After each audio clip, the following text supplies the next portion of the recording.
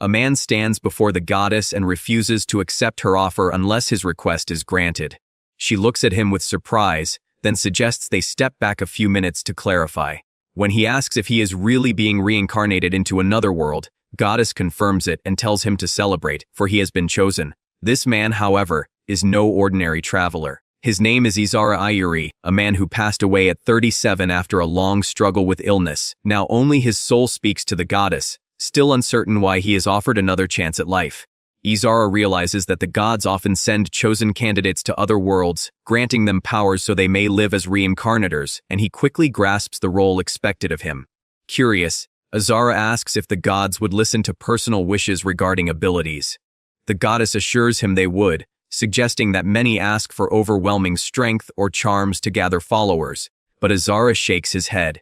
He has always wanted to live a simple, self-sufficient life. Yūri requests knowledge and skills that are not meant for fighting, but for living peacefully. Amused by his unusual demand, the goddess laughs yet agrees, though she looks a little confused when his requests grow too long. Still, she finds him kind-hearted and decides to honor them. Goddess promises to give him the abilities he needs and just enough strength to survive.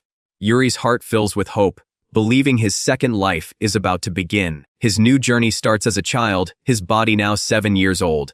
On his very first day, he spots sweet potatoes nearby and feels excited, but his joy is short-lived. A gigantic boar suddenly appears and charges toward him with terrifying speed. Startled, he runs as fast as he can, cursing the idea that his second life might end immediately. Remembering the stealth skill granted to him, he tries desperately to activate it, shouting different words in panic until suddenly he vanishes into the scenery. Hidden behind bushes, trembling with fear, he realizes the skill truly works as he blends perfectly into the surroundings. Catching his breath, he notices a lake ahead and sees his reflection in the water. His appearance is now that of a young boy, much younger than he ever imagined. As he dips his hand into the water, a glowing screen opens before him. Curious, he begins to explore it, recognizing it as the status board common in Reincarnation tales. His profile shows the new name, Yuri, with an age of 7. Checking further, he finds the skills he negotiated for: appraisal, lifestyle magic, language, storage, detection, concealment, and a wide range of elemental magic. Yuri feels satisfied, thinking his bold negotiations with the goddess were worth it. Though tempted to try everything at once, Yuri reminds himself to stay cautious. Surrounded by monsters, he decides to practice only after reaching a safer place. He grips the simple knife at his side, acknowledging that survival in this world may depend on even the smallest choices. Hunger soon strikes, and he eats a few berries, all the while realizing that he must secure food, shelter, and safety before nightfall. Following the path, Yuri discovers an abandoned village and a house there. Excited, he notes the farmland, the lack of people, and the ruined but usable buildings. Exploring the house, he finds it damaged yet repairable, and he imagines it as a potential home. Relieved, he checks the nearby fields and discovers wild wheat and potatoes. Using his appraisal skill, he confirms they are edible, though he worries about having enough to plant and eat. He recalls simple methods of trapping birds with grain and begins to plan for survival. Just as he considers testing his magic, a sense of being watched overtakes him. A gigantic boar emerges again, charging aggressively and crushing buildings in its path. Terrified, Yuri hides behind a wall, fearing for the house he had just chosen. The destruction makes him realize that even with the little power given to him, such threats cannot be ignored. Yuri debates fleeing, but knows that running endlessly will never grant him a stable life. Clenching his fists, Yuri decides he cannot abandon this place so easily. To live freely in nature means taking full responsibility for his life. If this village is to be his home, then he must protect it, even if it means facing the wild itself. With determination burning inside him, he steps forward, ready to confront the beast, declaring to himself that this world will not defeat him so easily. Yuri sits by the lake with a fishing rod, enjoying the stillness, when he notices a gigantic boar approaching. He reacts quickly, forming a ball of fire in his palm and hurling it forward. The flames strike the beast, burning it until it collapses.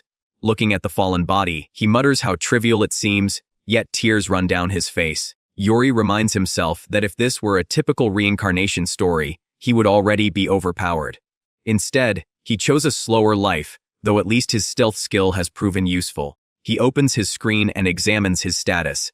His strength is barely the minimum, though he wonders if that is really the case.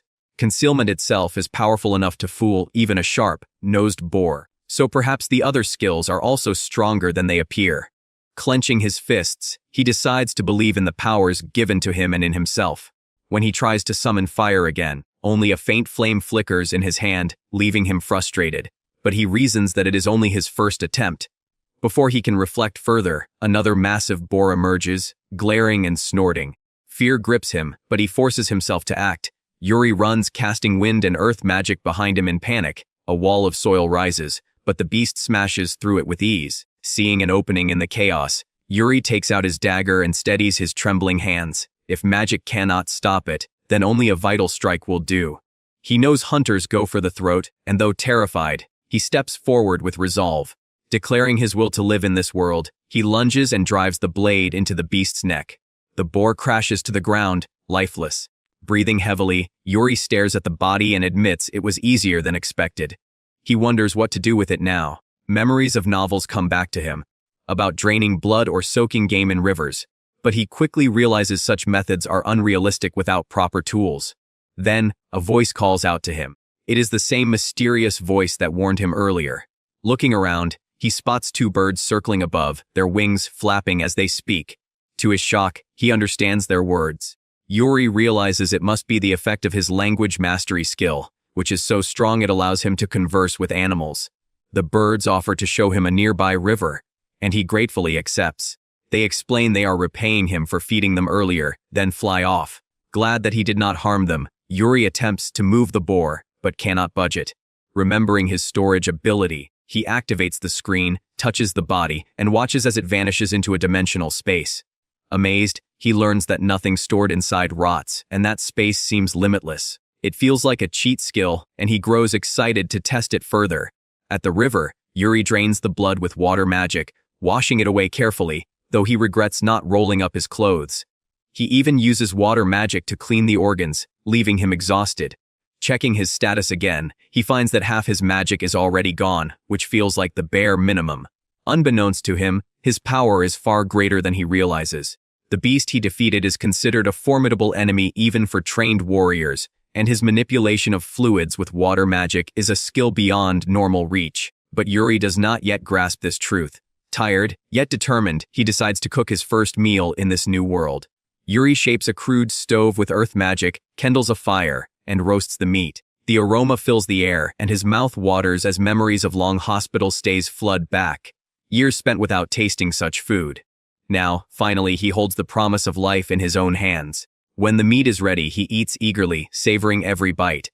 The taste is tender, rich, and powerful, far better than he imagined.